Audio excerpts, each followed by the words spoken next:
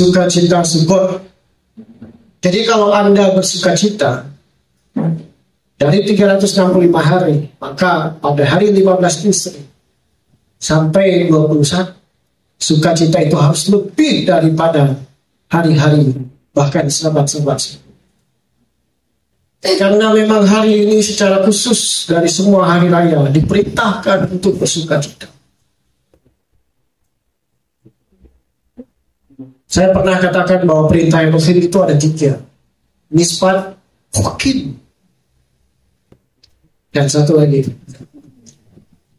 Mispat itu mengatur hubungan manusia dengan manusia yang lainnya. Semuanya ada penjelasan. Kenapa rumah harus dibuat pagar? Ada tujuannya. Ya. Kalau kamu melihat ternak saudara-saudaramu, ya, jangan dibiarkan. Dan macam-macam dalam hubungan sosial. Tapi ada namanya hukum. Ya, hukum itu suatu perintah yang datangnya dari Elohim tanpa ada penjelasan. Tidak ada kata pertanyaan mengapa itu dilakukan. Kenapa harus lembu merah? Ya nggak ada. Kenapa dia harusnya warna emas? Kenapa tidak perak? Itu perintah prerogatif Elohim. Itu hukum Bapak Ibu. Suatu ketetapan yang kita tidak mengerti tapi kita harus lakukan. Termasuk hari ini perintahnya bersukacita, tidak peduli apa masalah.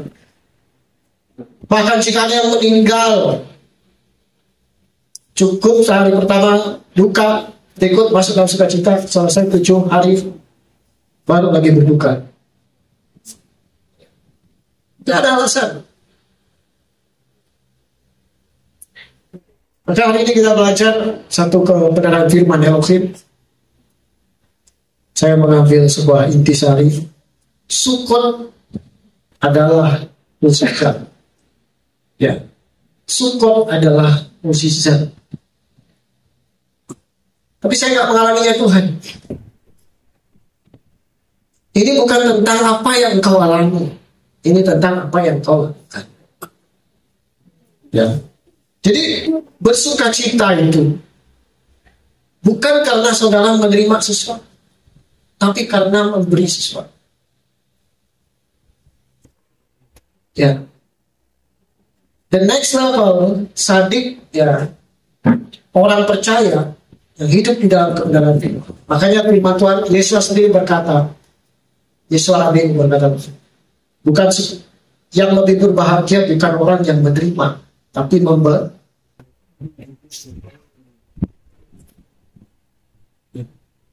Kenapa? Ada maksud di sana. Ya. Bahkan kita diperintahkan untuk bersukacita. Bersukacita bukan karena memberi. Bersukacita bukan karena saudara menerima. Oh, karena luar biasa, saya punya gaji cair. Oh, haleluya, saya punya panen banyak. Bukan. Anda diperintahkan bersukacita tanpa alasan. Kamu harus bersukacita dalam perayaan pondok dahulu. Tapi satu motivasi yang meluruskan kita. Kita motivasi bukan karena menerima, bukan karena keadaan. Oh, saya diberkati, saya tahun ini sukses, hari ini tambah kos-kosan, hari ini tambah keselimatan, itu enggak. Bukan di situ levelnya perayaan pondok dahulu. Sukacita kita bukan karena menerima, tapi karena memberi. Ya. Itulah kenapa orang ketika Yesus memasuki Yerusalem, mereka bersorak-sorak bagi Yesus. Mereka tidak peduli, mereka taruh daun palem, mereka taruh kain-kain. Mereka bersukacita bukan karena menerima sesuatu dari Yesus, tapi karena mereka melakukan sesuatu untuk Yesus. Mereka bersukacita. Ya. Jadi ini level. Kalau Anda masih berpikir, saya menerima apa dalam support ini? Itu bukanlah yang Tuhan mau. Hari ini kita belajar Sukot adalah mukjizat. Sukot adalah miracle. Ya. Mari kita kembali dalam kitab Wahikra Pasal yang ke-23.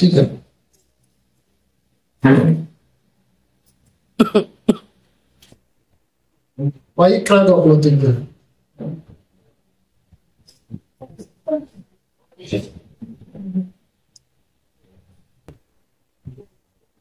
Dan berfirmanlah Yahweh kepada Moshe dengan mengatakan, berbicaralah kepada Bani Israel dengan mengatakan, pada hari ke-15 bulan ke-7, itulah hari pondok Daud, 7 hari bagi Yahweh.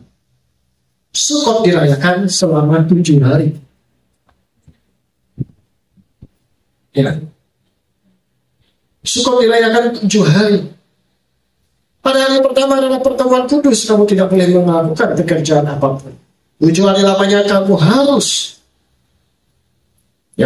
mempersembahkan persembahan api-apian kepada Yahweh. Pada hari ke-8 haruslah menjadi pertemuan kudus. The next hari ke-8 harus menjadi pertemuan kudus. Kamu harus mempersembahkan persembahan api-apian bagi Yahweh.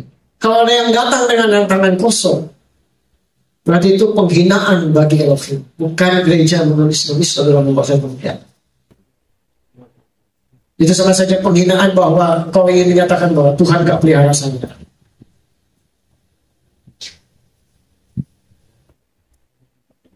Sehingga saya nggak perlu ngasih sesuatu untuk itu. Para rasul mengatakan hanya orang munafik. Ya, kita sudah belajar kitab Yunus bahwa sesungguhnya tanpa kasih karunia kita tidak mungkin ada seperti itu. Sebenar-benarnya sehebat-hebatnya saudara menjaga hidup, tanpa kasih karunia tidak mungkin saudara bisa. Itu yang Tuhan mau nyatakan kepada Daniel Yunus. Kamu berbelas kasihan kepada tanaman yang hari ini hidup besok mati. Kenapa tidak dengan berapa ribu orang lindungi? Ya. Ukuran yang kita pakai seringkali kita mau ukurkan kepada orang lain. Padahal ukuran Tuhan jauh lebih besar. Ya. Di situ dikatakan bahwa harus mempersembahkan persembahan api-api. Ya. Haruslah kamu mempersembahkan persembahan api-api. Di luar dari persembahan. Wahikra 23. Bahkan di sana ya ada banyak yang Anda bisa perhatikan dalam Wahikra pasal 23, kata harus di situ Anda bisa lihat dalam beberapa poin. Ya. Kamu harus mempersembahkan persembahan api-apian, harus menjadi pertemuan kudus, harus mempersembahkan api-apian. Ya. Kemudian ayat 37, yang harus kamu maklumkan. Ya. Kemudian dikatakan bahwa kamu harus mengadakan perayaan 39. 40, kamu harus, dan pada hari pertama kamu harus mengambil bagimu sendiri buah dari pohon-pohon yang elok, ranting dan pohon-pohon palem, pelepah pohon ranting-ranting dari pohon yang rimbun, dan kamu harus bersuka-cita. Paling tidak ada 3 poin. Kamu harus mempersembahkan persembahan api-apian. Kamu harus mengambil bagimu sesuatu persembahan dan pohon elok, ranting, pohon palem, pelepah pohon ranting. Dan yang terakhir, kamu harus bersukacita. There is no reason. Tidak ada alasan tidak bersukacita. Sekalipun dalam duka harus bersukacita. Memang sulit untuk memaknainya Bapak Ibu. Kalau kita perhatikan di dalam Wahikra di pasal ayat 43, kenapa bisa dikatakan? Kamu harus merayakan 41, kamu harus merayakan 7 hari dalam 1 tahun. Inilah satu ketetapan hukum. Ya. Bagi generasi-generasi dalam bulan 7 kamu harus merayakan. 42. Kamu harus tinggal di pondok Daud selama 7 hari. Semua orang Israel asli harus tinggal di pondok Daud. Agar generasimu mengetahui bahwa aku telah memerintahkan Bani Israel tinggal di pondok-pondok daun ketika aku membawa mereka keluar dari tanah Misraim. Akulah Yahweh Elohimnya, dan Mose mengumumkan hari-hari raya yang ditetapkan oleh Elohim. Dalam literatur rabbinikal, Sukkot itu adalah hari yang menggambarkan pemeliharaan Elohim atas Bani Israel di padang gurun selama perjalanan mereka semenjak dari keluar Misraim sampai memasuki tanah perjanjian. Namun kata Sukkot itu dikatakan bahwa pada waktu mereka keluar dari Misraim dan mereka berjalan dan mereka berhenti di satu perhentian yang daerah bernama Sukkot, dan mereka mendirikan pondok. Ya. Tetapi firman Tuhan tidak hanya berbicara Sukkot hanya di titik itu, tetapi dikatakan pemeliharaan Elohim atas Bani Israel selama mereka di padang gurun. Dalam arti kata, selama mereka keluar, sejak mereka keluar dari Misraim sampai tanah perjanjian, sampai batas masuk ke tanah perjanjian, di situ Tuhan mengingatkan Israel untuk merayakan hari raya, secara khusus untuk membangun Sukkah, bukan Miskan. Saya cari di Torah tidak ada kata-kata Miskan dalam ayat itu. Miskan itu kemah, ya. Sukkah itu pondok. Ya. Bisa dikatakan pondok, bahkan dikatakan pondoknya bukan pondok daun. Ya. Dalam catatan rabbinikal di sana dikatakan bahwa, bahkan berdasarkan catatan Talmud dalam bahan diskusi Rabi-Rabi Yahudi, saya mendapati di sana satu literatur dalam bahasa Inggris dikatakan mengingat pemeliharaan Elohim atas Bani Israel melalui apa? Melalui tiang awan dan tiang api. Sukkah menggambarkan perlindungan Elohim atas Bani Israel. Lebih tepatnya melalui tiang awan dan tiang api. Pagi, siang, mereka tidak kepanasan di tengah-tengah padang gurun yang panas karena ada tudung awan, karena ada tiang awan. Dan malam hari mereka tidak kedinginan sebagaimana suhu ekstrim di padang gurun ketika waktu malam karena ada tiang api. Bukan karena mendirikan Sukkahnya. Memang Sukkahnya itu manifestasi fisiknya, tetapi soulnya itu pengertian. Bahkan soulnya itu lebih dalam. Ya, kalau kita sebagai Mesianik, kita maka tiang awan dan tiang apinya itu berbicara apa? Yeshua. Ya, pemeliharaan Elohim atas Bani Israel melalui Mesias kita, Yeshua. Jadi gambaran kemesiasan itu sudah ada dalam perjalanan Bani Israel. Melalui ditumpahkannya darah anak domba, mereka makan mana. Ya, setelah makan mereka mana, mereka menerima air dari batu karang yang berbicara Yeshua sendiri. Torah itu Yeshua sendiri. Makanya orang yang tidak menerima mana dari Samain dan minum dari air Samain tidak akan menerima Torah. Artinya apa? Orang yang tidak menerima Yesus sebagai Tuhan dan Juru Selamat tidak akan mampu untuk menerima Torah. Itu siklusnya Bapak Ibu. Jadi Israel itu nggak akan bisa menerima Torah kalau tidak makan dari mana. Impossible mereka. Karena mana itulah yang memberi kehidupan, karena air dari batu karang itulah yang memampukan mereka untuk menerima Torah. Terlebih melakukan Torah. Ya. Kita pelajari sejarah dunia ini. Satu kerajaan bangsa yang tidak pernah musnah-musnah itu cuma satu, yaitu Israel. Walaupun mau dimusnahkan bagaimanapun tetap tidak musnah. Kerajaan-kerajaan dunia yang lain, Persia, Roma, Yunani dan segala tumbang. dengan segala histori dan sejarahnya.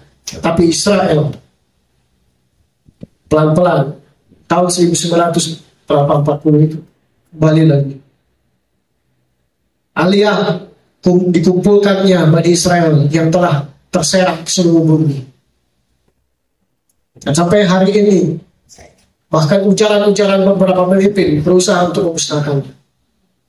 Kalau kita mau ikut statistik, Yunani dengan kekuasaannya, Romawi dengan kekuasaannya, kaisar-kaisarnya, ya Persia dengan kekuasaannya yang begitu, Mongolia yang begitu besar pada saat itu kekuasaannya. Bahkan kita juga dengar Indonesia dengan kerajaan Majapahitnya yang paling besar kekuasaannya. Toh semua itu habis. Israel diinjak, dibuang bait sucinya, ini kemana-mana. Tapi tetap mereka hidup sampai hari ini. Itu membuktikan pemeliharaan Elohim atas Bani Israel. Kalau bukan karena pemeliharaan Elohim, nggak mungkin Israel sampai ada hari. Secara statistik negaranya itu kecil, lebih besar Bovendigul daripada Israel. Maka Israel itu satu jegal, tidak akan main-main mereka dengan tanahnya. Karena berharga betul mereka. Dia digempur dengan banyak, kalau sejarah membuktikan terjadi perang Yom Kippur, di mana negara-negara Arab secara brutal menyerang. Tetapi Elohim memberi kemenangan atas Bani Israel, yang pada saat itu baru berdiri sebagai negara, langsung diserang. Ya. Kita boleh menyatakan, bahkan seorang Ahmad Dhani, dia berkata begini. Ya, saya percaya, kalau saya meyakini dan saya baca di dalam kitab suci, Israel itu gak akan bisa kalah. Mereka sebenarnya mereka tahu. Mereka tahu itu mereka. Bahkan akar kepercayaan di dunia ini semuanya berakar dari sana sini. Hanya dimodifikasi saja. Dengan masing-masing menyesuaikan dengan tradisi. Nah, kita belajar bahwa Sukkot berbicara tentang pemeliharaan penyertaan Tuhan melalui apa? Melalui tiang awan dan tiang api yang melindungi Bani Israel. Siapa itu tiang awan dan tiang api? Tidak ada lain, dia adalah Yeshua. Akulah pintu Yeshua. Ya. Firman yang katakan bahwa pakaian mereka tidak rusak, Bapak Ibu. Kasut kaki mereka tidak busuk, tidak gonta-ganti. Bayangkan itu. Makanya kalau Kristenan itu mengajarkan, bahkan dalam pandangan-pandangan, bahwa kalau musisat itu yang patah jadi lurus, ya, yang buta dicelikkan, ya memang betul itu. Ya. Tapi saya mau begini, Bapak Ibu, mau sampaikan kepada kita. Coba Anda tinggal di Israel 1 jam 1 hari adalah musisat kalau Anda masih ada. Karena barang itu berterbangan di atas. Ya, miracle itu bukan soal sesuatu yang sekedar supranatural. Bahkan Anda dipelihara sampai hari ini, itu pun musisat. Tuhan ingin mengatakan seperti itu. Ya, Israel tetap kuat. Kenapa mereka tetap kuat? Karena mereka makan mana dan minum air dari batu karang. Mereka makan dan minum Yeshua yang adalah Torah kayu itu, firman Tuhan. Tanpa itu mereka nggak akan survive. Tanpa itu mereka nggak akan bertahan di padang gurun yang keras. Padang gurunnya saja sudah menjadi pemusnah kehidupan. Belum lagi musuh-musuh. Belum lagi internal Bani Israel itu sendiri. Ya. Jadi kehidupan kita itu ada namanya milestone. Bahasa Indonesia milestone. Itu ada titik-titik, Bapak Ibu. Anda pahami, dalam 1 tahun ada berapa titik kehidupan yang kau jalani. Di dalam kehidupan ini ada 7 titik. Pesak, Hansa, Bikul, Safuot, Teruah, Kipur, Sukkot. Ya. Ada yang sempat merayakan Pesak, tapi tidak sempat merayakan. Ada yang diberi kesempatan, tapi tidak sampai ke sana. Ya. Hari ini kita mesti belajar untuk mengerti benar bahwa kehidupan itu adalah suatu anugerah. Mukjizat itu bukan sesuatu yang dinominalkan. Mukjizat itu bukan sesuatu yang harus pakai ukuran baru itu mukjizat. Elohim berbicara melalui Nabi Mose, "You sampai hari ini kasut kakimu tidak rusak, pakaianmu tidak usang. Betapa luar biasanya kamu. Kamu bisa menyelesaikan perjalanan 40 tahun, walaupun sebenarnya hanya bisa 40 hari. Tapi karena pemberontakan mereka dan keinginan Tuhan ingin bertahan hati pada Israel, ingin jadi 40 tahun. Siapa itu tiang awan? Tadi kita sudah belajar. Tiang awan dan tiang api itu berbicara Mesias Incarnation. Dia adalah, dalam surat para rasul dia katakan, dia adalah gambar Elohim. Dia datang menyertai, makanya namanya Immanuel. Bahkan yang kanan katakan, firman itu telah tinggal dan diam bersama-sama. Lalu pertanyaannya, kenapa Sukot itu dirayakan 7 hari?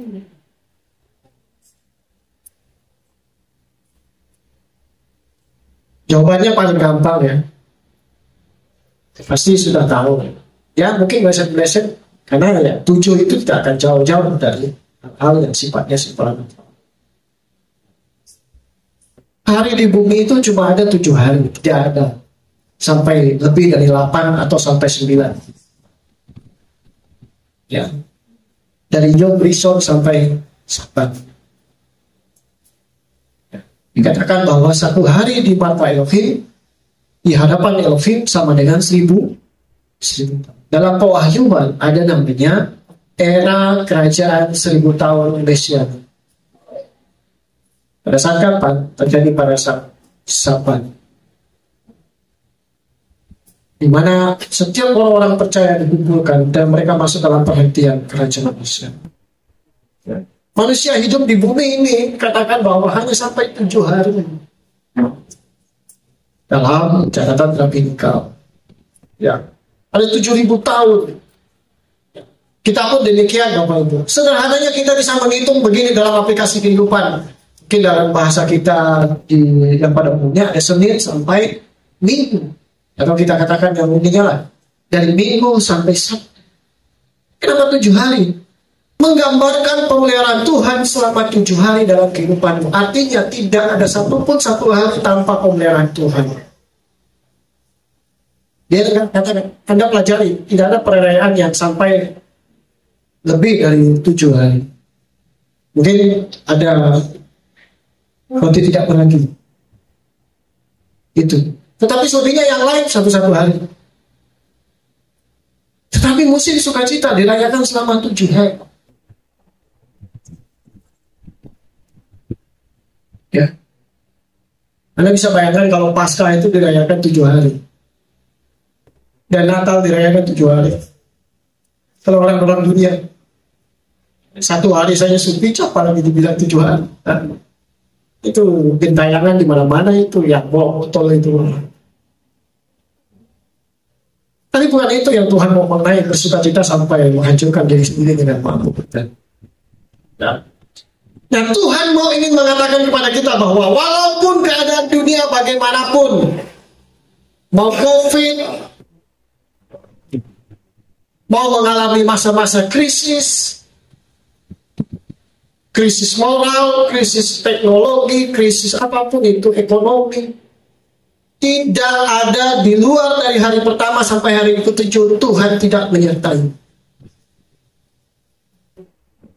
Satu-satunya Tuhan tidak menyertaimu ketika engkau keluar dari perlindungannya. Begitu keluar dari perlindungannya, keluar dari suka, maka di situ engkau akan mengalami hal-hal yang tidak menyenangkan. Israel itu tanpa tudung perlindungan Elohim melalui tiang awan dan tiang api, mereka cuma ada tiang awan dan tiang api itu ada 2 makna itu. Yang pertama sebagai perlindungan, yang kedua sebagai petunjuk. Tanpa Yesua, kita tidak dapat. Tanpa Yesua kita tersesat. Tidak ada seorang pun yang datang kepada Bapa kalau tidak melalui. Silakan tinggalkan Yesua kalau berani menjamin masa depan. Di luar Yesua aku bisa berbuat apa? Siapa yang berani? Bahkan sampai hari ini Yesua bersyafaat di hadapan manusia atas bagi kita. Engkau bisa lupa berdoa, engkau bisa lupa berjaga-jaga, tapi Yesua tidak pernah lupa. Satu ayat Matius 28 dikatakan, ketahuilah aku menyertaimu sampai sudah. Engkau boleh lupa dengan penyertaan Tuhan, tetapi Tuhan tidak pernah lupa akan penyertaannya dalam kehidupan. Buktinya engkau ada hari ini. Mungkin bisa saja keluar ditabrak orang, kecelakaan, mati, masuk. Siapa yang tahu bisa menjamin kehidupan? Maka sombong dan angkuhlah orang yang mengatakan, aku bisa hari ini karena aku.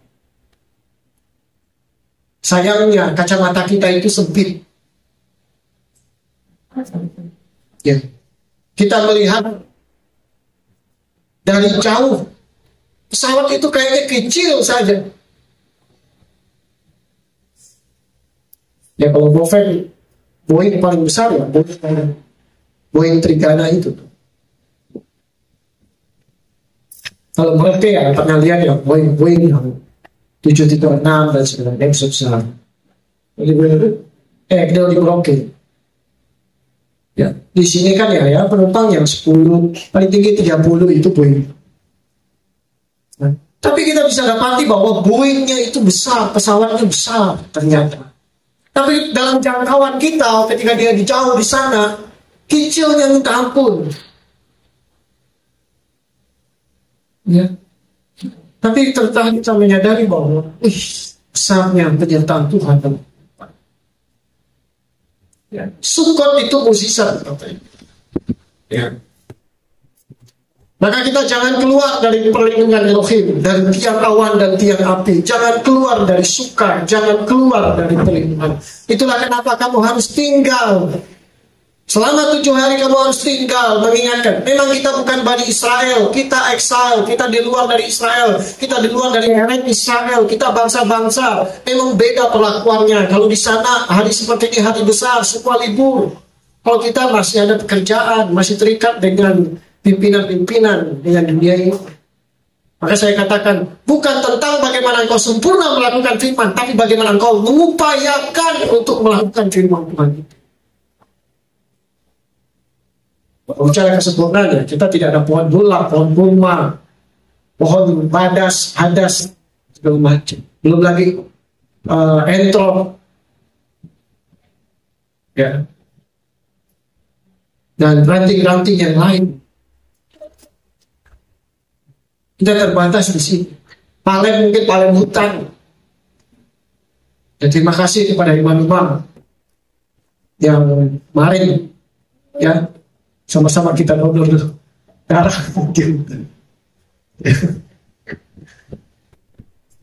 Di balik dari Anda boleh melambai-lambai itu, ada orang yang dimakan darahnya sama kita. Iya, ada pengorbanan. Sampai di sana tempat orang yang biasa sensor itu dia ada lagi jalan, hutan, paksa kita buka jalan. Sampai di tengah suara indah, ya, kecil-kecil dia lompat-lompat. Ya, ada di grup itu videonya. Tapi saya bisa melihat begini. Begitulah Gerim berusaha untuk melakukan firman Tuhan. Nah, saya katakan bukan tentang kita sempurna, enggak. Kalau sempurna jauh dari kesempurnaan kita. Bukan ranting-ranting yang kayak ujung pohon malulak. Cuma palem hutan. Tapi bagaimana kita mengupayakan, bagaimana kita berupaya.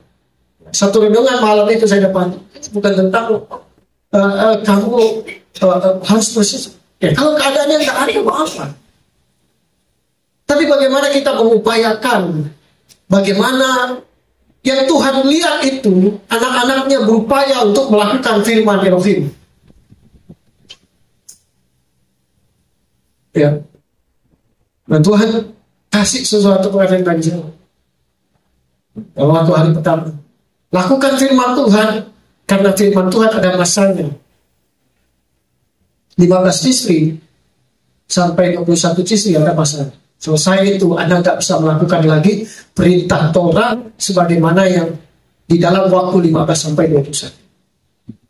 Sama seperti Sabat. Ya, Anda tidak menguduskan hari Sabat, tidak akan bisa balik lagi Bapak Ibu. Begitu hari Sabtu teng malam Anda menyesal, aduh saya mau Sabat kan? Bisa kan di hari Minggu atau sebentar jam 7 malam? Udah nggak bisa sayang. Itu yang Yesus katakan. Orang mau melakukan firman tapi masanya sudah. Itu bukan anjing tunggu kapan. Enggak. Sekarang waktu adanya firman pun ada masanya firman pun. Anda mau melakukan Sabat. Kalau Anda sudah memasuki jam 7 malam. Di hari Sabtu, apa yang mau Anda lakukan lagi di waktu Papua? Sudah tutup. Artinya apa? Firman itu ada masanya. Makanya firman Tuhan katakan apa? Pada hari ini janganlah keraskan hatimu. Ulangan katakan, lakukanlah. Jangan pernah menunda-nunda untuk melakukan firman. Karena ada masanya. Bukan firman itu kadaluarsa, tapi ada masa firman Tuhan, perintah Tuhan itu dilakukan. Dan ketika masa itu sudah lewat, maka Anda melakukan ya nggak bisa. Masa Anda bersahabat pada hari ini? Ya nggak bisa lah. Ketetapan Sabat itu sudah jelas. Ya. Anda mau Yom Kippur di hari ke-11 Tisri, nggak bisa. Persis hari itu. Walaupun kita belahan dunia ini masing-masing waktunya ada. Indonesia ada 3, Barat, Tengah, Timur. Maka don't miss, jangan lewatkan firman. Karena itu kesempatan. Itu satu pelajaran, bukan tentang firman yang nggak ada lagi. Lalu kita, enggak, firman yang ada pun ada masa. Itu satu contoh tentang hari Sabat. Ya.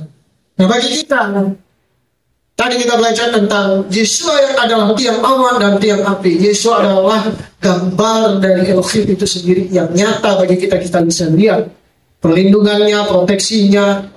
Walaupun kita tidak bersama-sama dengan Yesus secara fisik, tapi Yesus katakan berbahagia mereka yang tidak melihat maupun percaya. Sukacita. Ya.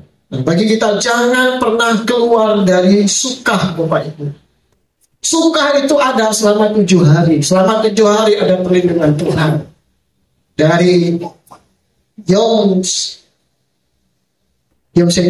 Sheni sampai Sabat. Masa kita lihat di Gregorian dari Senin sampai ini. Selama 7 hari pemeliharaan Tuhan ada bagimu selama engkau tinggal di dalam suka yang Tuhan rencanakan. Percayalah Bapak Ibu, 5785 semakin tahun eskalasi peristiwa dunia ini bukan turun. Orang miskin bukan tambah turun, tambah banyak. Ya, harga barang bukan tambah turun, tambah naik. Ya, Richard Boven yang awalnya segini jadi 3 begini. 5.000. Ya. Bukan orang pelit, tapi susah memang hidup. Ya. Biaya anak sekolah, pemerintah katakan gratis. Iya betul gratis. Tapi ada waktunya, ada bayar, ada bingung, banyaknya minta. Sekolahnya gratis, tapi lesnya yang nggak gratis. Ya. Yang gratis itu, oh tenang aja Pak, kita ada BPJS kok. Ya BPJS gratis, kamu mau di kelas 3 gabung 10 orang satu tempat.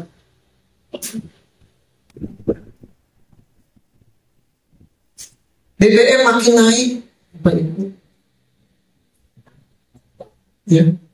Jadi Gunung berapi yang dulunya cuma satu sekarang makin banyak. Bahkan daerah yang nggak pernah banjir jadi banjir. Apalagi yang dari banjir di luar dalam kanan. Jangan berpikir bahwa dunia ini aman-aman. Dunia ini Yesus katakan sedang mengarah kepada puncak nanti kedatangannya. Itu akan digoncangkan, diluluhlantahkan. Dikatakan langit dan bumi akan berlalu. Jangan dijadikan lagi langit dan bumi. Jadi perlindungan kita, Sukot adalah mukjizat ketika kita menerima perlindungan Tuhan dan tetap dalam tinggal dalam Dia.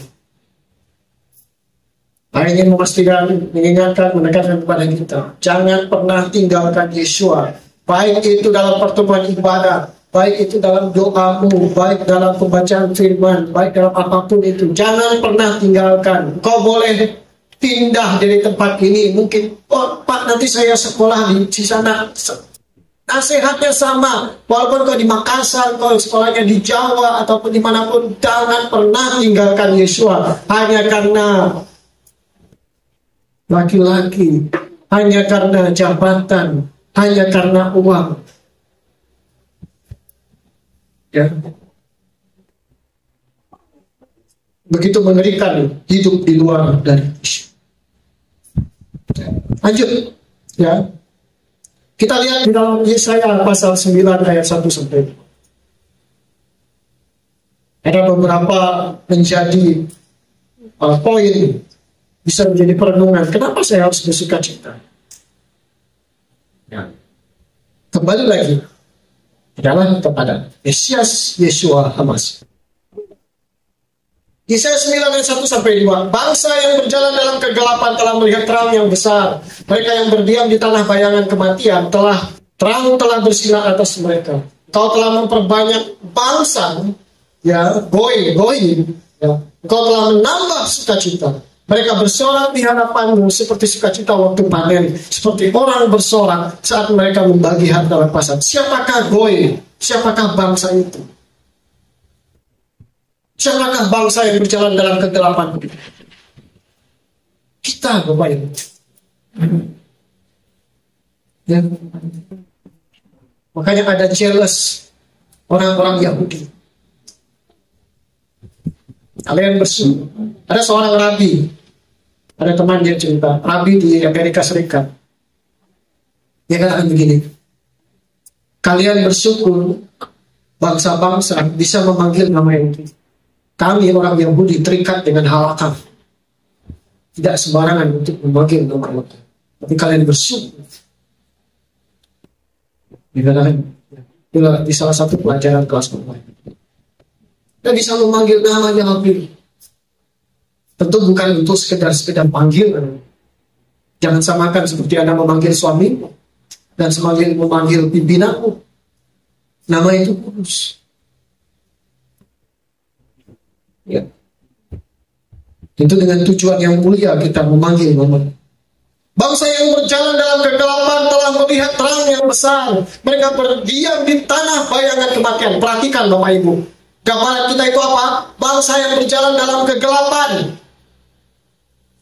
Yang kedua, kita diam di tanah bayangan kematian. Ya. Dan begitu mulai mengenal Mesias Yeshua, suatu sukacita yang besar. Ada seorang perempuan berjumpa dengan Mesias pada waktu dia menimba di sebuah sumur. Aku tahu dari Bani Israel akan datang seorang Nabi Mesias. Aku tahu, akulah dia. Sukacita luar biasa. Dia pulang, dia kasih tahu satu kampung. Dan semuanya bersorak-sorak. Yang kedua, apa kebanggaanmu atas Yesus?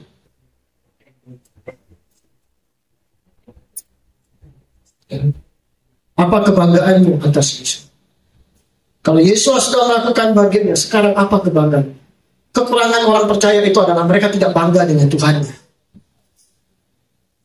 Disuruh berdoa saja malu-malu. Jika hilang, ya, lalu menyembah Tuhan pun masih kayak ada yang rem-rem.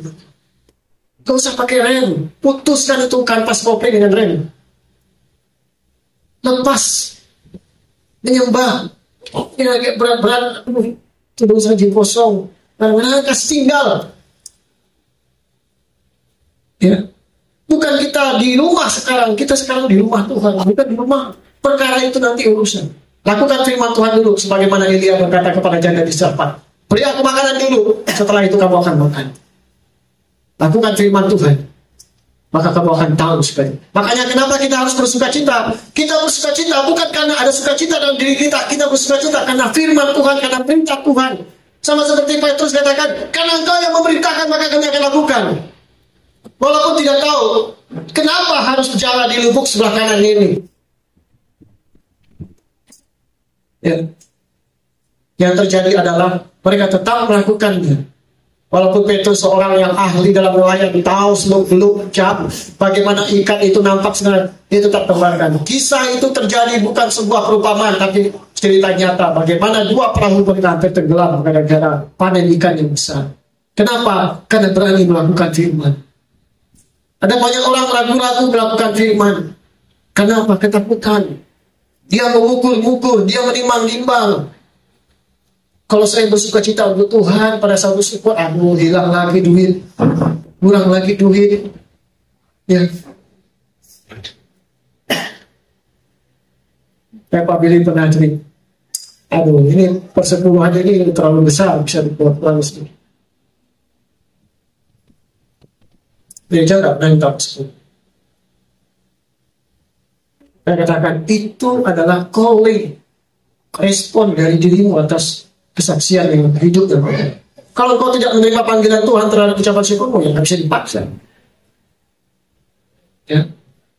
Jadi Bapak Ibu, mengapa kita bersuka cita? Karena kita tahu bahwa sebelum dan sesudah mengenal Yesus, kita itu siapa? Firman Tuhan kita katakan bangsa yang tinggal dalam kegelapan, tinggal di tanah bayangan kematian, tidak ada kehidupan, tidak ada masa depan. Goyim tidak memiliki masa depan di luar dari area Israel. Keselamatan hanya datang dari bangsa Yahudi. Titik. Melalui Mesias Yesus. Ya. Kayak possible di luar Yesus bisa selamat. Pada saat penghakiman, ya, semua adalah nanti Tuhan yang akan menghakim sebagai hakim. Tapi kita bisa katakan bahwa alasan orang bersuka cita adalah karena kita tahu bahwa kehidupan kita sebelumnya seperti apa. Kita ini adalah goyim sebelum mengenal Yesua, sebelum menjadi gerim yang percaya kepada Elohim melalui Mesias kita Yesua Masih. Kita ini goyim yang tinggal di dalam kegelapan. Ya. Peristiwa Pondok Daun, peristiwa Sukot mengingatkan kita bahwa tanpa Tuhan itu kita nggak ada apa-apa. Ya. Yang kemarin-kemarin saya tanpa Tuhan, kita berkata hari ini aku gak dapat berbuat apa, apalagi besok lusa kau berkata di luar Tuhan aku dapat berbuat apa. Peristiwa besok lusa itu eskalasinya makin naik, tingkat kesulitannya makin tambah. Ya, makin dekat dengan tanah perjanjian Israel itu makin banyak godaannya, Bapak Ibu. Saya pernah ceritakan, lari maraton itu ada 42 km. Tapi yang paling berat adalah 6 km terakhir. Karena itu adalah batas-batas engkau harus bisa keluar dari itu. Batas-batas yang sudah bosan, capek, lelah, mau lanjut ke tidak. Penuturan-penuturan orang yang lari maraton 6 km terakhir itu adalah fase-fase terpenting dalam seorang pelari maraton. Makanya Yesus katakan apa? Dekat-dekat dengan kedatangan Yesus kedua kali, justru banyak peristiwa yang terjadi. Banyak orang murtad, banyak orang meninggalkan imannya, banyak orang menyangkal. Berbahagialah mereka yang tidak kecewa dan menyangkal Allah. Ujian di depan kita tidak bisa kita bantah. Peristiwa alam dan sebagainya. Engkau telah memperbanyak bangsa, Engkau menambah sukacita, Engkau bersorak, mereka bersorak di hadapanmu seperti sukacita waktu panen. Sukacita waktu panen itu seperti apa? Untuk daun itu sukacita waktu panen, Bapak Ibu. Ya. Seperti orang-orang bersorak saat mereka membagikan harta rampasan. Makanya dikatakan Matius pasal 4, Matius pasal 4 ayat 12 sampai 16. Dan ketika mendengar bahwa Yohanes telah ditangkap, Yesus menyingkir ke Galilea, dan setelah meninggalkan Nazaret, ketika tiba, dia tinggal di Kapernaum di tepi danau di wilayah Zebulon Naftali, supaya dapat tergenapi apa yang diucapkan oleh Nabi Yesaya dan berkata, tanah Zebulon dan tanah Naftali, jalan danau di sebelah Yordan, Galilea, wilayah bangsa-bangsa. Perhatikan, Galilea, wilayah bangsa-bangsa. Bangsa yang duduk dalam kegelapan telah melihat terang yang besar. Bagi mereka yang duduk dalam wilayah dan bayang-bayang kematian, terang telah memancar ke sana. Sejak saat itu Yesus mulai berkhotbah dan berkata, bertobatlah, karena kerajaan sama ini sudah mendekat. Siapa yang dimaksudkan terang itu? Yaitu dia. Galilea itu wilayah gelap. Ya. Makanya pada waktu debat dengan orang-orang Yahudi, Petrus itu, bukankah dia ini orang Galilea yang tidak tahu baca tulis, yang tidak tahu belajar tentang Torah? Kenapa dia bisa berbicara tentang sejarah kehidupan Mose? Dari ungkapan itu saja seperti ungkapan kayak merendahkan. Ya. Dan banyak mujizat Yesua terjadi di wilayah bangsa-bangsa. Di wilayah yang tanda kutip orang-orang Yahudi anggap sebelah mana. Malahan di Yerusalem dengan segala macam banyak tidak mujizat.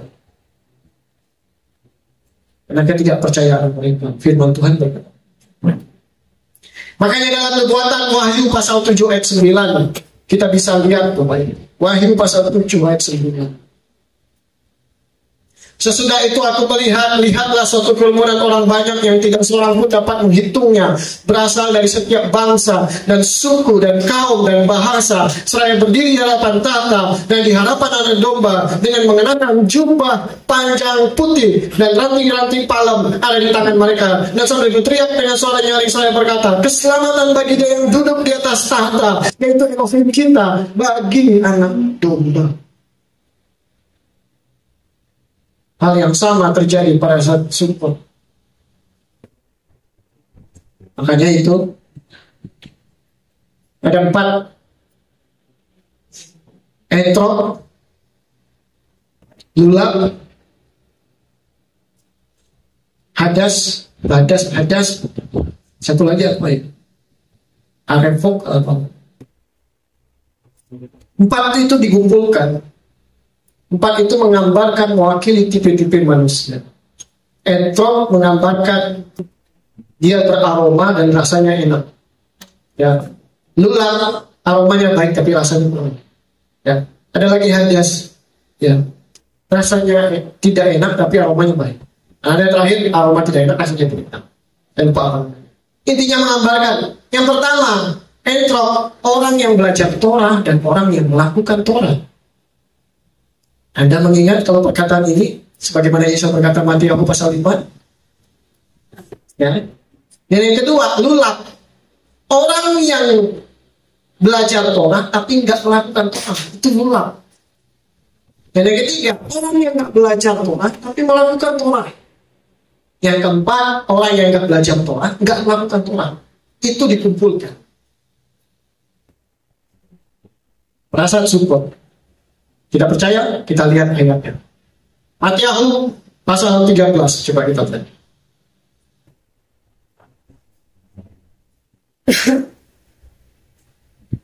Ayat 36.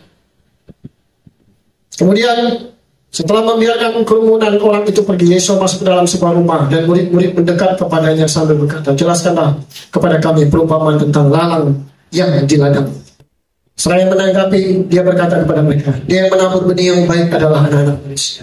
Dan ladang itu adalah dunia ini. Dan benih-benih yang baik itu adalah anak-anak kerajaan. Tetapi lalang itu adalah anak-anak manusia jahat. Dan musuh menaburkan adalah si setan.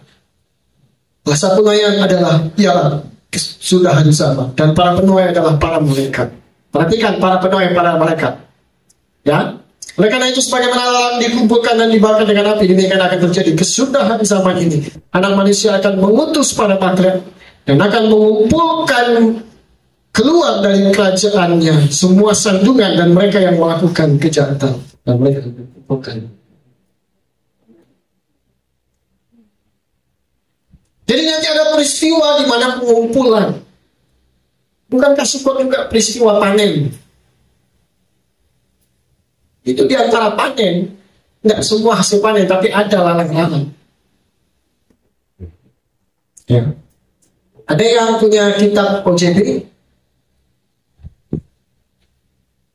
Coba kalau busa, Matiahu pasal 13 ayat 41. Ya. OJB, perhatikan ayat 41. OJB Matiahu pasal yang ke-13 ayat 41. Coba OJB.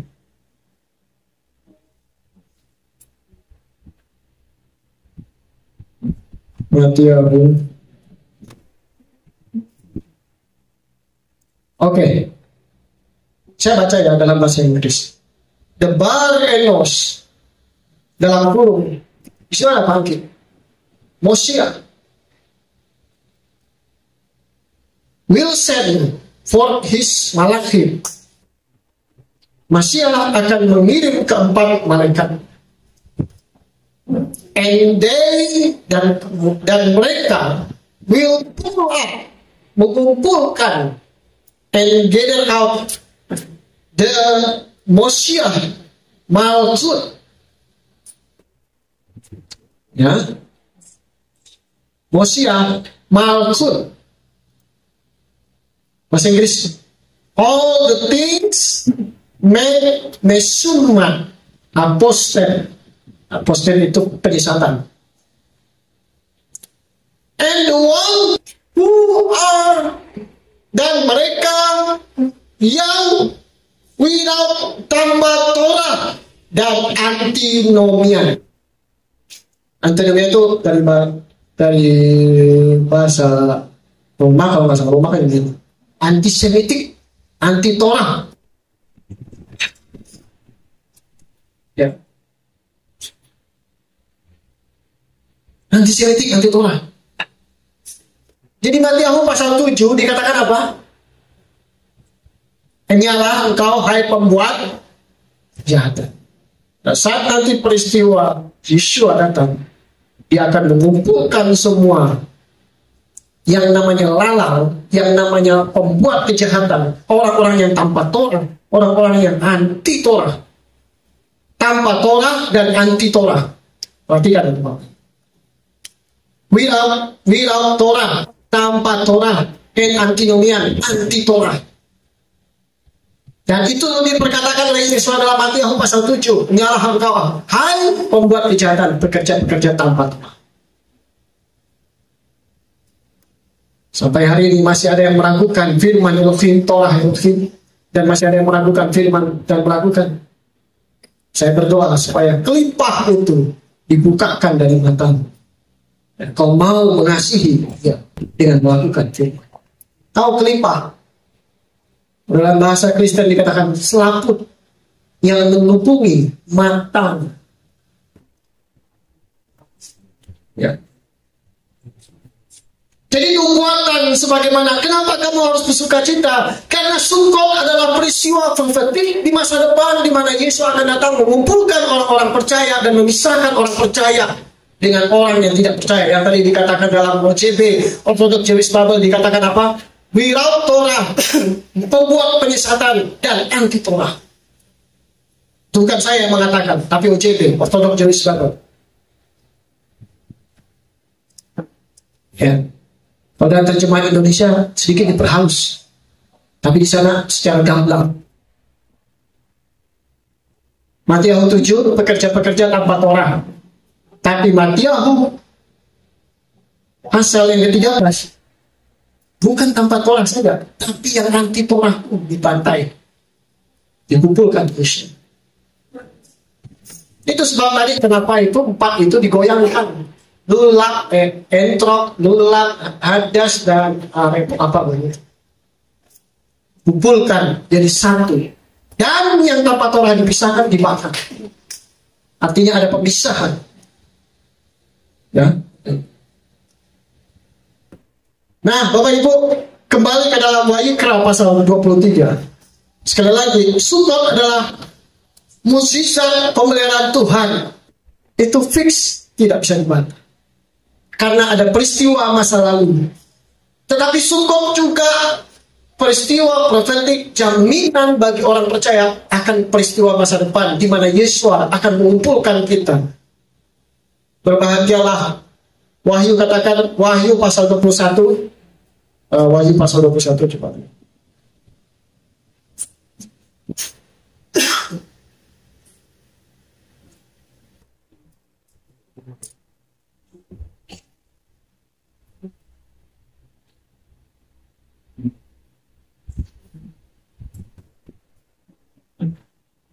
Wahyu pasal 22.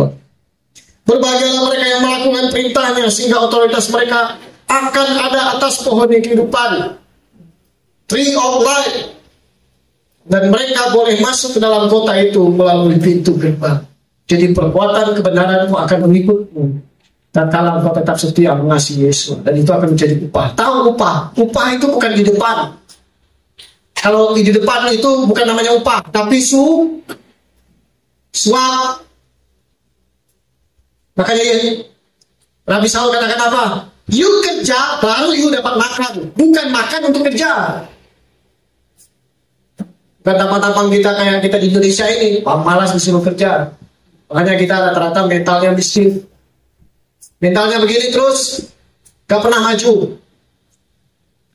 Firman Tuhan tegas, kalau mau makan kerja. 6 hari kamu dikasih kesempatan untuk bekerja, 7 hari kamu beristirahat. Bahkan firmannya dikatakan, haruslah 6 hari kau bekerja. 6 hari kau harus bekerja. Ya. Jadi kalau hari Sabat ada yang banyak alasan, saya nggak bisa dari, kamu ngapain selama 6 kali 24 jam? Bibit cabai bisa ditanam, ini bisa ditanam, kamu bisa kerja, buka laptop, bikin apa, cari uang, selama itu benar. Lalu mengeluh dari hari Sabat, atau kayaknya saya, kamu ngapain? Ya. Tapi orang tuh enak, itu orang lain. Yang tak ada yang enak. Ya. Elon Musk itu tidurnya cuma 4 jam sehari. Nggak mau kayak dia kaya, tapi siap tidurnya 4 jam dalam satu hari. Gak ada orang kaya di dunia ini yang ungkang-ungkang kaki yang ini langsung tiba-tiba kaya, nggak ada. Gak ada yang sukses. Ya. Bahkan ada yang kerja di kantoran, pulang pelihara ayam, malam melakukan apa? Baru tidur. Ya. Saya marah dengan staff-staff saya. Kamu itu main slot, bikin apa? Kalau kamu juga saat ada komputer, sudah tahu barang itu dipakai algoritma di permain. Jangan bodoh-bodoh, habis duit untuk itu saja. Kita dapat apa? Iya dikasih kamu 300.000, tapi dalam 1 bulan kamu hilang 5 juta, sama saja. Ya. Saya marah sama mereka. Baru bapak ada mimpi apa? Kau tanya-tanya mimpi lagi. Ya. Supaya tahu bapak ada mimpi apa, kita bisa pasang atau apa. Kalau udah jam 4 itu mereka, aduh Singapura sudah mau tutup ini. Apa lagi Singapura sudah mau tutup. Ya. Tapi saya ingin menyatakan kepada mereka, jangan kamu diperbodoh. Kamu cari duit susah, tapi kamu buang anggur untuk seperti. Ini kita semua di tempat ini. Di tahun 5, 7, 8 harus lebih sukses lagi. Ya. Seorang rabi di Israel katakan, hari raya itu hari di mana engkau upgrade. Tahu upgrade? Naik level. Bisa mau naik, kadang mau naik. Ini di luar dari mana. Sekarang bagaimana Anda menghadapi krisis moneter? Satunya cara naikkan pendapatan. Paham? Naikkan pendapatanmu. Engkau berhemat, nggak bisa berhemat zaman sekarang. Apa mau berhemat? 5.000, Richard cuma 3 biji. Apa yang kamu mau hemat? Ya. Nggak bisa. Apalagi kita di Papua ini yang memang barang produknya memang bergantung dari luar. Hari ini Richard sekian ribu. Beda 3 hari kemudian sudah naik lagi melambung. Telur udah mahal, kecil-kecil lagi. Kalau makan-makan ayam itu pelihara ayam. Ya. Pak Chris, udah malas pelihara ayam, makan anjing gitu. Terus gitu. Beratnya. Ya. Nah, lebih baik makan telur ayam kampung udah enak dah. Oke, kembali ke firman. Saya rindu kita upgrade terus level neshama kita. Sukacita maju. Sukacita bukan karena menerima, sukacita karena melakukan, memberi. Sama seperti kalau Yesus datang, sukacitanya itu bukan karena saya mau menerima apa dari saya. Aduh, Yesus mau datang, kamu kasih ini kue paling enak. Begitu. Kan kasih ayam, saya tunggu-tunggu, dia tidak keluar amplop ini. Ya. Ada. Tuhan itu kalau timbal balik ukuran kita nggak akan sepadan. Ya. Terakhir, ya. Jadi pelajarannya adalah sukot tentang masa lalu dan sukot tentang masa depan. Jelas. Kita lihat Wahikra pasal 23 ayat 40. 40. Saya ingin mengembalikan kepada satu renungan. Lakukanlah firman selama masih ada kesempatan. Pada hari pertama, apa di situ dikatakan? Kamu harus mengambil bagimu sendiri buah dari pohon-pohon yang elok, ranting-ranting dari pohon palem, pelepah-pelepah pohon ek, ranting-ranting dan pohon yang timun. Oke? Yang kedua, kamu harus bersukaria di hadapan Elohim. Ya, kamu harus bersukaria di hadapan Elohim 7 hari lamanya. Dan yang terakhir, kamu harus merayakannya bagi aku. Bersuka cita dengan merayakannya itu satu paket, tapi bisa dipisahkan. Ada orang yang merayakan tetapi nggak suka cita. Ya. Kamu harus merayakannya bagi Allah 7 hari lamanya. Dalam 1 tahun, itulah ketetapan. Satu perintah, suatu ketetapan, suatu titah. Tidak bisa dipertanyakan, tidak bisa dibantah. Just do it.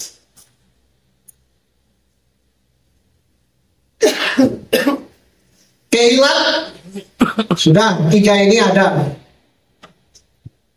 Ya, ada suka. Daun-daun bagus, kelapa. Ya, terima kasih Pak Malayaki. Pohon-pohon kelapanya.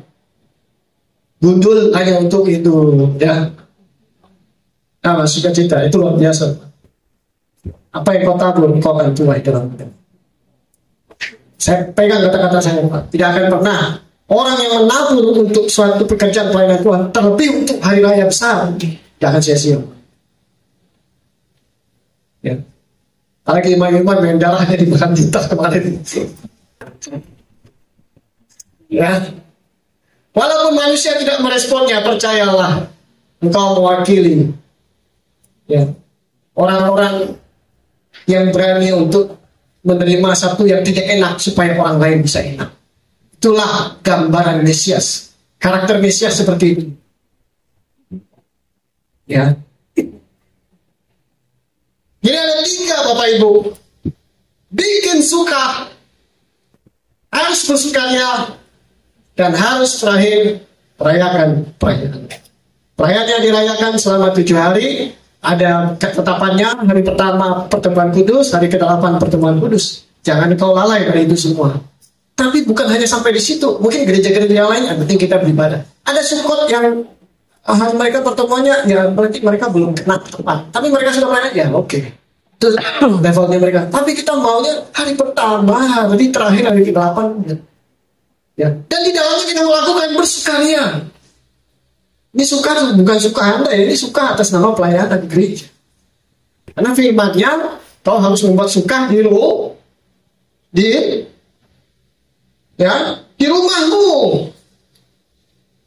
Kita lihat renungan tadi pagi. Nehemia.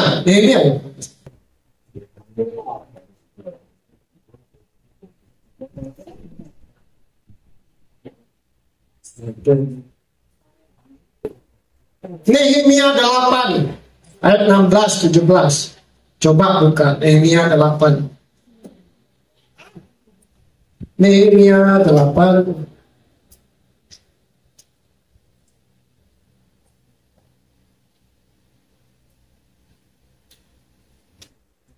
Dan mereka mendapati sebagaimana ayat 14 tertulis dalam Torah itu, Yahweh perintahkan dengan perantara bahwa Bani Israel harus tinggal dalam pondok-pondok hari raya pada bulan ke-7. Ya, kita bukan orang Israel.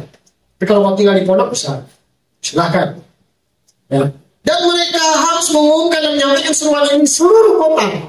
Dan mereka dan Yerusalem yang berkata, pergilah ke gunung, bawalah ranting pohon zaitun, ranting pohon minyak, ranting pohon murad, pelepah pohon kurma, ranting dari pohon-pohon yang rimbun, yang untuk membuat pondok-pondok sebagaimana yang tertulis, dan umat itu keluar dan mengambilnya dan membuat pondok untuk dirinya. Perhatikan, membuat pondok untuk dirinya masing-masing di atas atap rumahnya. Dan di perkarangan mereka, dan di pelantaran Bait Elohim. Ya, kita gereja ini ada, di pelantaran itu ada. Tapi masing-masing kita harus ada membuat suka. Ya. Saya belum. Ini saya lihat Pak Open sudah siap belum tahun ke-8. Saya sudah booking ya. Ya. Yes, namanya perintah Tuhan, Bapak Ibu. This is not your choice. Ini bukan pilihanmu. Oh, saya pilih yang ini, enggak. Tapi kalau dia kasih 5 ini, Anda harus lakukan apa? Tantangannya adalah Anda mau terima enggak?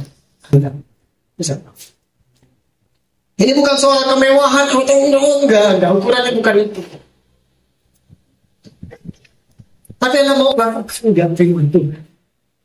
Ya. Dan umat itu pergi mengambil. Dan dikatakan, dan seluruh jemaat yang kembali ke dalam pembuangan membuat pondok-pondok dan tinggal di dalam pondok itu. Sebab Bani Israel tidak pernah melakukan yang demikian pada zaman Yosua anak Nun sampai hari itu.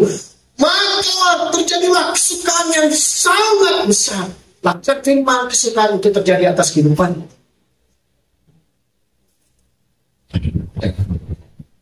Bukan firman.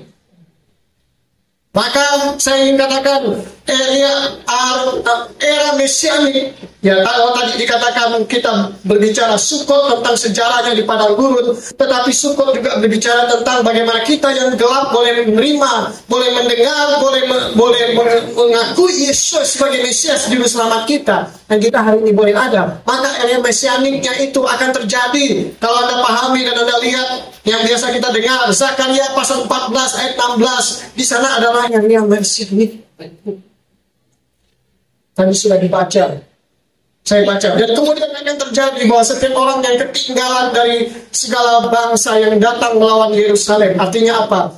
Bangsa-bangsa yang luput, ya, orang-orang yang luput dari penyerangan atas bangsa-bangsa terhadap Bani Israel yang masih survive, mereka akan datang dari tahun ke tahun untuk bersujud kepada Raja Yahweh Sebaot untuk merayakan hari raya Sukot.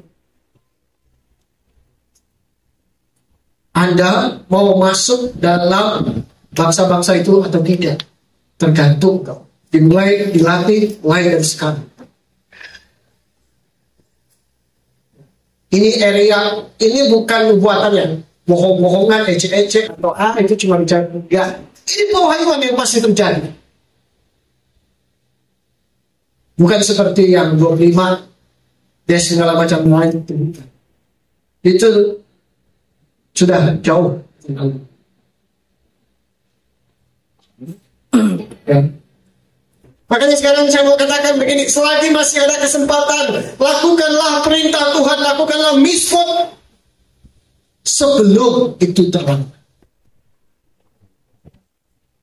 Yes. Jadi Sukot itu bukan ada caplok-caplok. Yang penting saya cuma sembahyang. Kalau Anda mau next level, Anda lakukan. Walaupun kurang sempurna, tetapi Anda lakukan. Nah, saya merenung dan Tuhan ingat, ini bukan tentang bagaimana engkau betulkah, benarkah, atau sempurna, enggak. Bukan itu. Tapi bagaimana engkau ada upaya keluar dalam dirimu untuk menghormati Tuhan melalui Tuhan, walaupun bagaimana, tapi aku coba. Aturan rabinikal itu suka itu segini, ukurannya segini. Ya memang, kita di luar dari area Israel, tentu beda. Saya katakan berani beda. Hari Sabat saja nggak bisa kita diperlakukan sama seperti area Israel. Sukot, hari ke-8, Simka, hari ke-8, Shemini Atseret. Di Israel itu hari ke-8 dengan hari ke-8 digabung sekaligus dengan sukacita Torah. Singkat Torah. Tapi kalau di luar dari area Israel itu dipisah 8 dan 9. Anda bisa lihat literatur itu. Maka beda.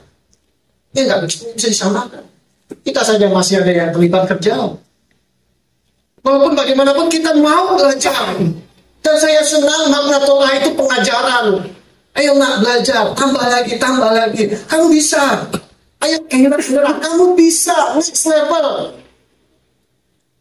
Kalau sudah merangkak, coba berdiri. Kalau sudah berdiri, coba jalan agak cepat. Kalau sudah jalannya berlari. Kalau sudah berlari, tambah lagi kecepatan. Makanya Nabi Saul katakan apa? Aku berlari-lari, mengucapkan, bukan santai jalan. Sudah tahu jam 3 masih santai-santai, enggak. Ya, tak bisa. Ya. Jadi Bapak Ibu, selagi masih ada kesempatan, ya, bahkan di dalam kitab Torah, Ulangan 7 ayat 11, hari ini jika engkau mendengarkan firman-Nya, jangan keraskan hatimu seperti waktu Bani Israel pada. Kalau ada kesempatan lakukan firman, lakukanlah. Firman Tuhan hari ini menantang kita. Sukot ada 7 hari. Ya, sekarang sudah lewat. Masih ada kesempatan. Sampai tanggal 21 isi.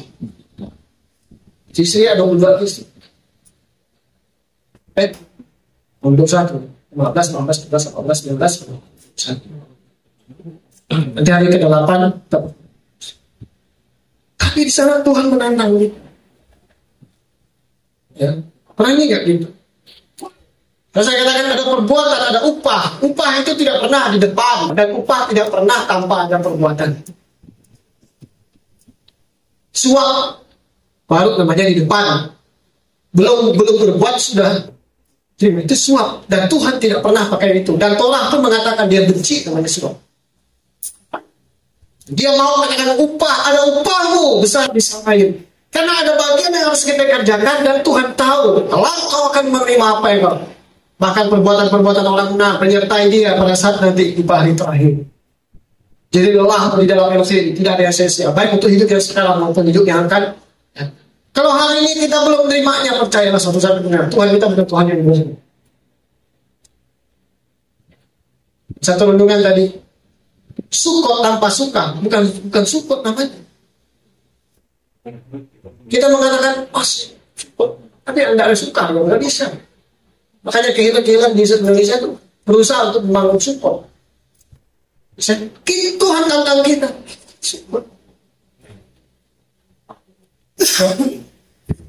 Maka Yesus katakan apa?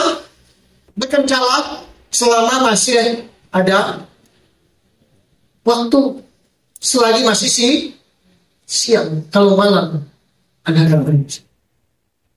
Artinya apa? Kalau sudah malam Anda akan bisa lakukan firman Tuhan. Kalau sudah masanya lewat, Anda mau lakukan, tidak akan ada maknanya lagi. karena dia sudah expired. Ada yang merayakan atau ada yang upacara hari kemerdekaan tanggal 18? Ada? Ada? Kabupaten mana itu? Tidak mungkin ada. Benderanya cuma naik di tanggal 17 dan turun di tanggal 17. Tidak ada cerita naik lagi tanggal 18 itu. Tidak ada. Mau bikin diri saja. Ya. Kita bukan yang kayak jadi. 16 Agustus tahun 45. Besoknya hari kemerdekaan kita. Gitu. Ini lagu pun bikin-bikin. Ya. Oke. Saya terakhir tutup dengan di grup Anda sudah nonton film Uspizi? Sudah ada yang nonton? Nah, kalau ada bisa. Kalau ada info-info itu diperhatikan. Ada itu, walaupun Anda mungkin ya ini Uspizi itu satu cerita kehidupan seorang nabi Mose dan istrinya malu. Mereka ini nabi hidup miskin, susah. Plus, tapi ceritanya seperti itu. Tidak punya anak. Dan mereka harus merayakan Sukot. Merayakan Sukot, mereka harus bikin suka. Dan mereka harus makan dengan suka. Nggak ada duit. Sampai saat Nabi ini berdoa sampai agak kecewa dan marah. Dia berdoa, istrinya pun berdoa, mereka menyanyi, memuji Tuhan. Terjadi terobosan. Ada seseorang memberikan $1.000 diberikan untuk dia. Sukacita besar. Setelah sukacita besar, mereka menyiapkan makan. Di Israel itu orang harus bikin suka. Begitu bikin suka, maka sukanya harus siap ketika ada tamu yang datang.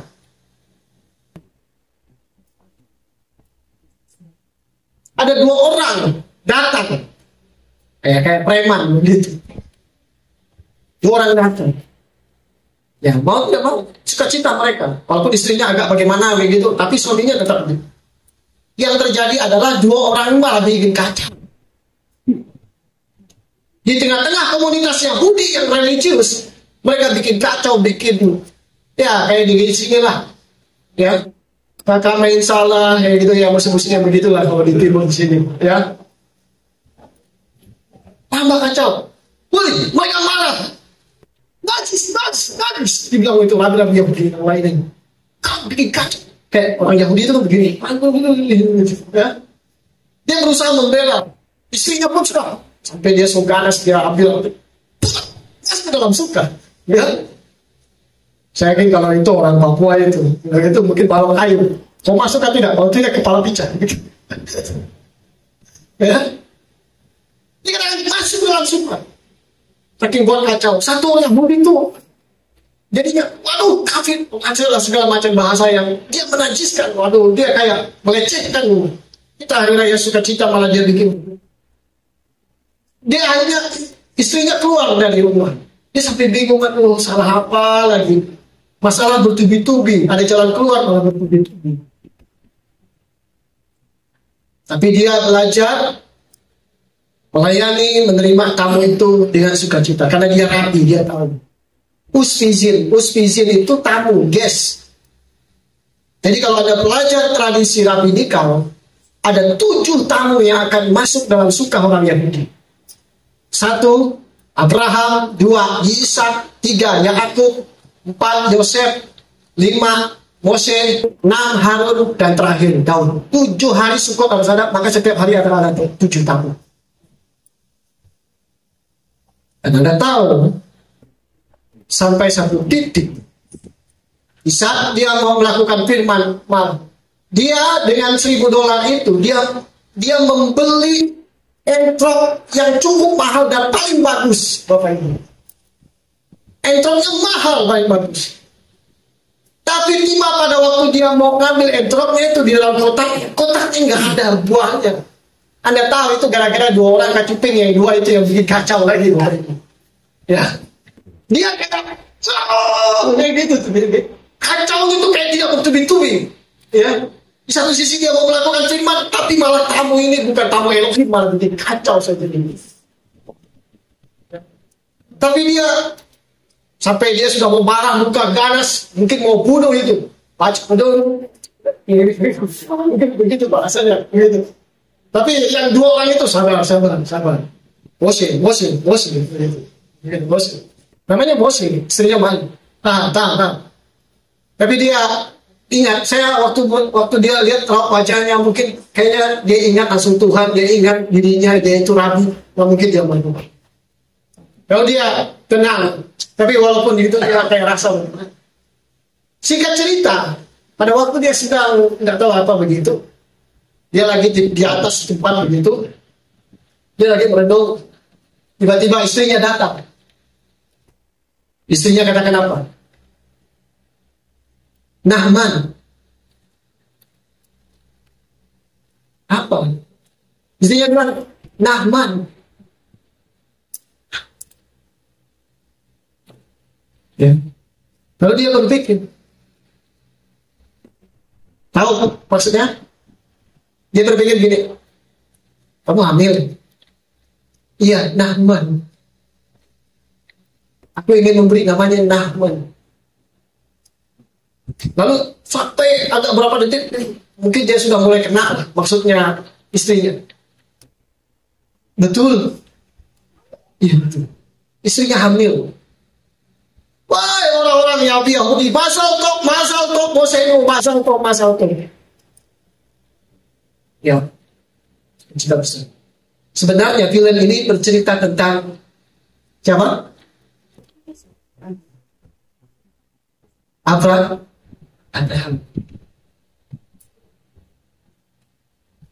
Makanya saya katakan film itu bagus kalau di saat Sukot Anda harus nonton. Masih ada 6 hari lagi Anda nonton. Makanya saya berani katakan Sukot adalah peristiwa sukacita. Pada waktu Anda membangun Sukot, kita membangun Sukot ada tamu Elohim datang. Silahkan sama Pak. Saya juga ingin membangun Sukot. Siapapun datang, silahkan. Sampai ada 2 orang datang, silahkan makan. Siapa yang tahu? Tuhan datang dalam rupa apapun. Ya. Apakah Abraham tahu 2 orang yang datang itu adalah malaikat Tuhan? Dia tidak tahu. Dia tahunya lakukan sebagaimana karakter dia, suka menjauh. Silakan makan. Dia ke belakang, potong domba yang paling baik, susu yang paling bagus sajikan. Dia duduk di pojok sambil lihat orang makan. Enak kan tidak? Ya kan? Kayak ibu-ibu kan begitu, mama apa begitu. Dia masak bagaimanapun tetap tanya, enak kan tidak? Saya bilang ini pertanyaan sudah berapa kali, ya pasti enak lah, kalau nggak enak nggak dimakan. Tapi kan begitu, suka validasi. Kan? Nah, bos Abraham lihat di sudut, di bawah pohon tarbantin, dia lihat. Mana istrimu? Istrimu pada waktu akan kembali pada masa ini, istrimu sudah hamil. Istrinya ketawa, cara ketawa. Ya, kamu ketawa, aku tidak ketawa. Dia kan bilang begitu. Ada berani lakukan firman? Lakukanlah, pasti bisa terjadi. Amin. Dan saya yang mengatakan yang tadi, janji firman Tuhan. Ya saya, kalau bisa Anda nonton, walaupun agak susah itu nontonnya harus streaming. Tidak ada nonton. Ya. Nah, itu video singkat tapi Anda harus tahu. Bagus filmnya. Ya. Saya lihatnya secara itu tidak terlalu, ya, karena cukup satu gak kota. Tapi saya lihat summary-nya, seperti itu, luar biasa.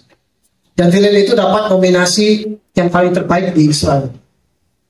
Ya, Bapak yang memberkati, kita sikat, amin. Kita semua, amin. Ya, berani lakukan firman, lakukanlah.